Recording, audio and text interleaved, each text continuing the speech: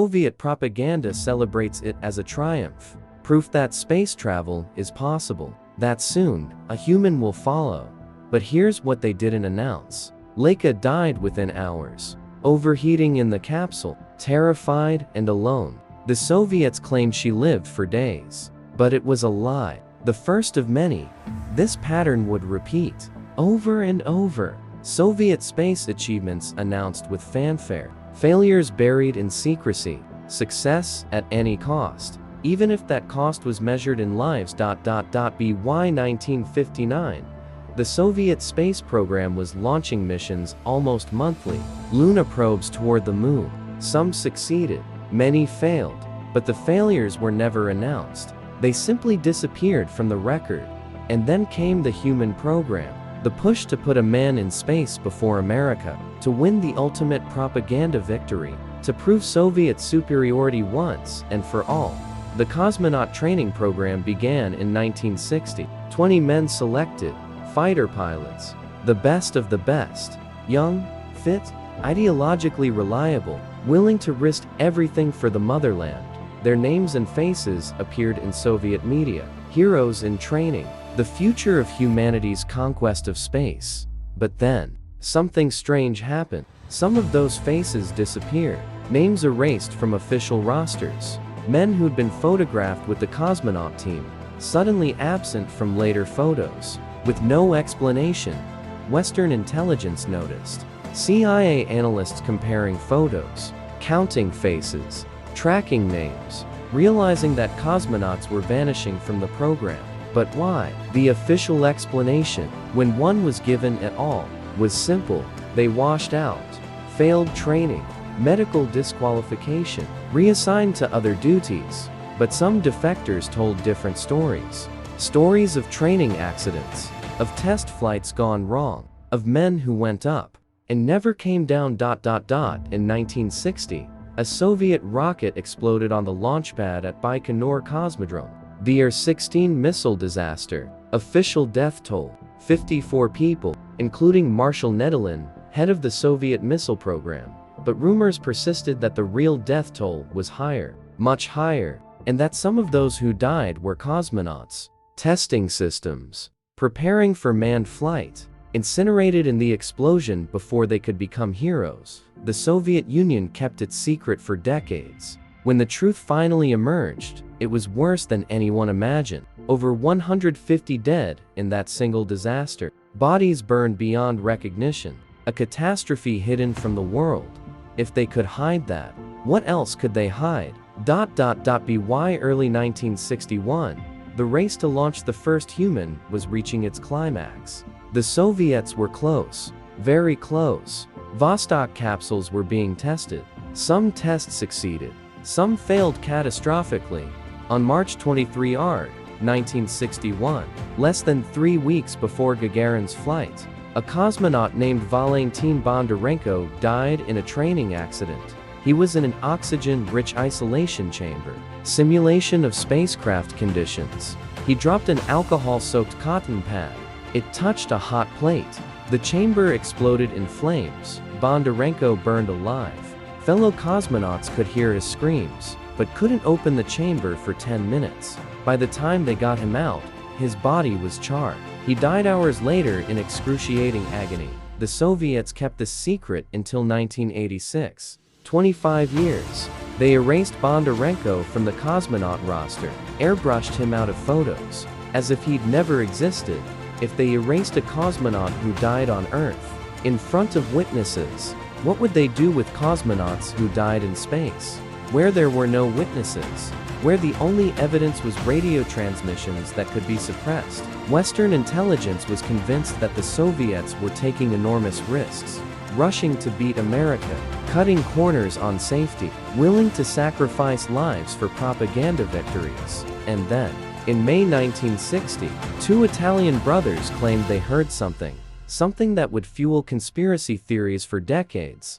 Achille and Giovanni Battista Judica-Cordiglia, 2 brothers from Turin, Italy, amateur radio enthusiasts. They'd built a sophisticated listening station in an abandoned German bunker, equipment scrounged and custom built.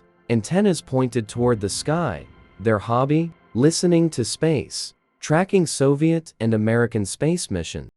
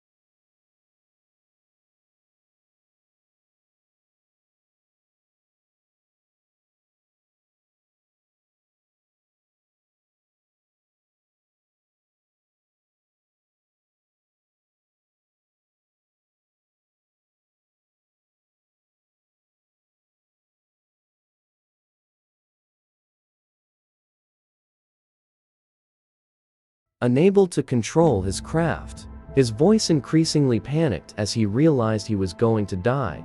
The Soviets said no cosmonaut named Ledovsky existed. No mission had been launched, but researchers found something interesting. There was an Alexei Ledovsky in the Soviet space program. He'd been part of the original training group.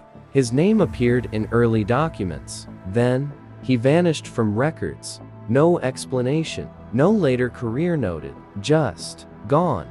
Was he the voice on the recording? Did he die in space? Or was it a coincidence? A hoax using a real name? The mystery deepened in 1963.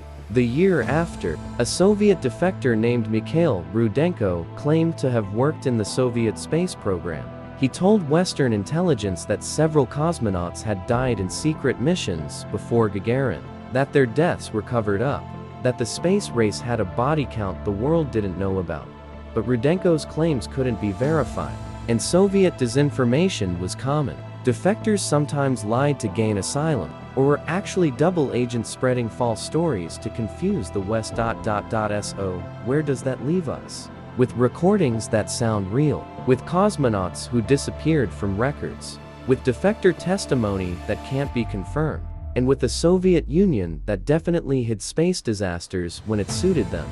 The Judica-Cordiglia brothers continued their recordings into the late 1960s, then gradually faded from public attention, but their tapes remain, and the questions they raised, never fully answered. Let's examine the specific cases. The cosmonauts who appear in official photos, then disappear. The phantom cosmonauts erased from Soviet history. Uncaptured appears in a 1960 photograph of the cosmonaut training group, standing with Gagarin and others, identified by name in contemporary accounts. Then, never mentioned again.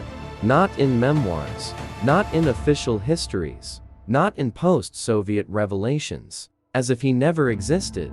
What happened to Ivan Katcher? The official explanation, if one is given, is medical disqualification. He washed out of the program, but why scrub him so thoroughly from the record? Alexei Ledovsky, we mentioned him earlier. He appears in training records from 1960, listed as a cosmonaut candidate. Strong file, good pilot. Then his name disappears. The Judica-Cordiglia brothers claim they recorded his death in space. The Soviets say he never existed, but here's the thing. His family existed. In the 1990s, after the Soviet Union fell, researchers tried to find Ledovsky's relatives. They found records of an Alexei Ledovsky who'd been a Soviet Air Force pilot, the right age, the right background, but no family members would talk to researchers, and official records had been destroyed or sealed. Pyotr Dolgov. Here's a confirmed death. October 1962. Dolgov was part of a high-altitude parachute test. The capsule reached 28,000 meters. Dolgov's pressure suit failed during descent. He died from decompression. His body was found on the ground. This death was real, but it wasn't announced until years later. The Soviets kept it quiet because it was embarrassing. A space program death, even if technically it happened in the atmosphere, not space. Why announce failure when you can announce success? If they hid Dolgov's death, a death with a body, with witnesses, what else did they hide? Grigory Nelyubov, one of the original cosmonaut group, trained alongside Gagarin, by all accounts, highly qualified, expected to fly early missions. In April 1963, Nelyubov and two other cosmonauts were caught drunk and disorderly by military police. In the Soviet space program, this was a career-ending offense. All three were kicked out, disgraced. But here's where it gets dark. In 1966, Grigory Nelyubov stepped in front of a train, died instantly. Official cause, suicide. Unofficial whispers, he couldn't live with the shame. His dream of spaceflight destroyed by one drunken night. The Soviets never announced his death. He'd already been erased from the program. Now, he was erased from life. Another phantom cosmonaut, and these are just the cases we know about. The ones where names leaked out, where photos survived, where families existed to remember them. How many others were there? Men who train, who were selected for missions, who died in accidents or failed tests, and were simply removed from history. The Soviet Union had the capability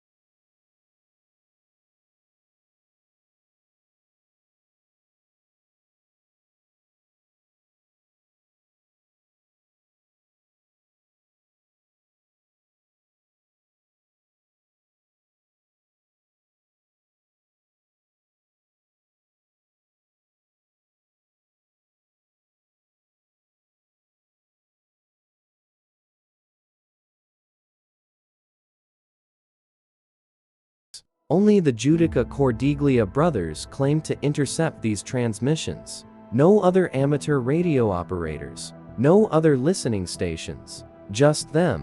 Why? If Soviet cosmonauts were broadcasting distress signals, multiple stations should have heard them.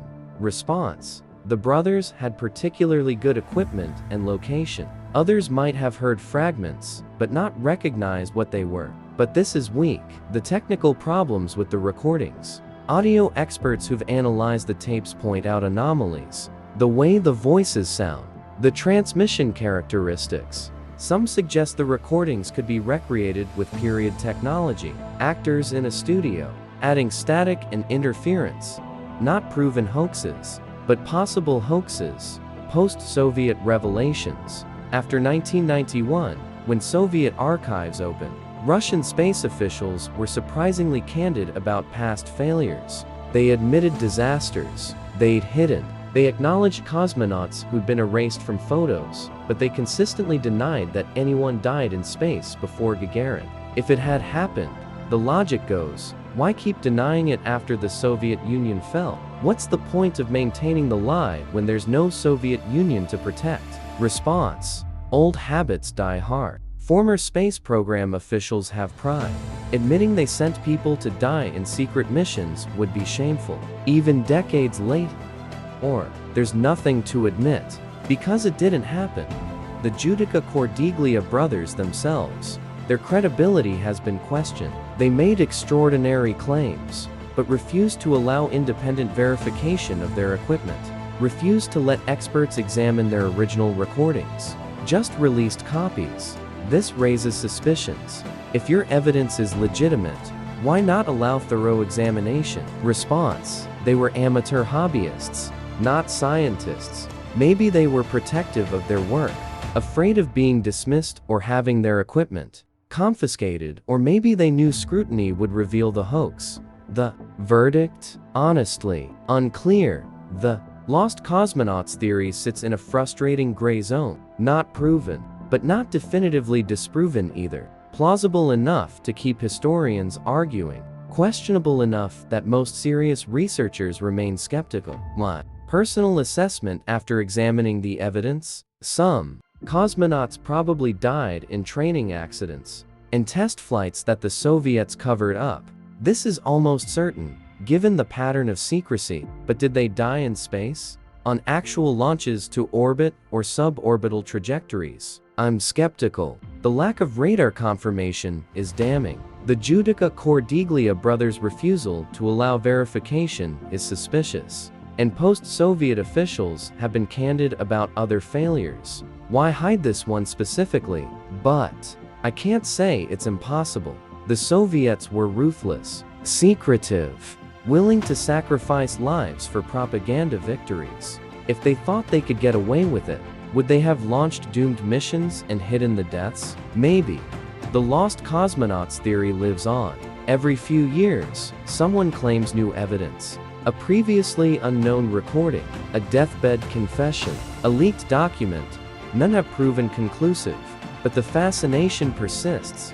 Why? Because it taps into something deeper than just space race history. It's about the cost of progress, the ethics of secrecy, the value we place on individual human lives versus national glory. The space race was dangerous. Both sides knew it. The Americans had their disasters too. The Apollo 1 fire killed 3 astronauts in 1967. Grissom, White, and Chaffee burned alive on the launch pad during a routine test. But the Americans acknowledged it, mourned publicly, investigated, made changes. The deaths had meaning because they were remembered. If Soviet cosmonauts died in secret missions, they died for nothing. No recognition, no honor, not even the dignity of being remembered. Just erased, as if they never existed. That's what makes the Lost Cosmonauts story so haunting. Not just the deaths, but the erasure, the forgetting, the ultimate disrespect to people who gave everything for their country, whether or not the specific claims are true. The broader truth is undeniable. The Soviet space program sacrificed lives, hid disasters, erased inconvenient people from history. That much is proven fact. The The Lost Cosmonauts theory is a reminder that in the race to space, in the competition between superpowers,